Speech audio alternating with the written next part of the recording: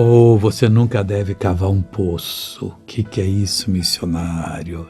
Você nunca deve se meter em questões que não lhe pertencem. Tentar descobrir coisas que Deus não está revelando. Fala com Ele. Não entra nessa não, porque eu escuto o que acontece quando a pessoa faz um poço que não foi autorizado fazer. Está bem claro aqui. Cavou um poço. A água de Deus, a revelação, brota naturalmente pela palavra.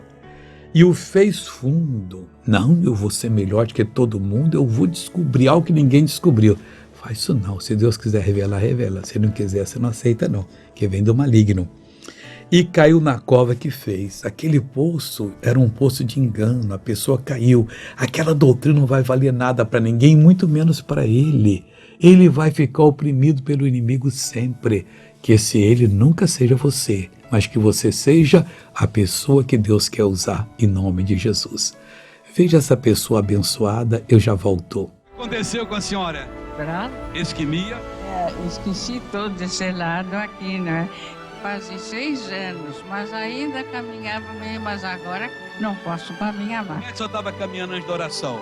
Imita. Estava assim, fraquinha assim.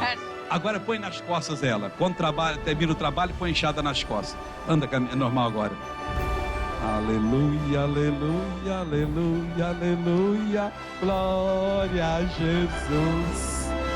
Aleluia, aleluia, aleluia. Deus é lindo, meu irmão. É Ele que fez. Agora eu voltei para unir minha fé com a sua. Querido Pai, eu oro por essa pessoa que não vai cavar o poço. Não, Deus, que vai receber a revelação e vai usá-la. E não vai cair em cova alguma.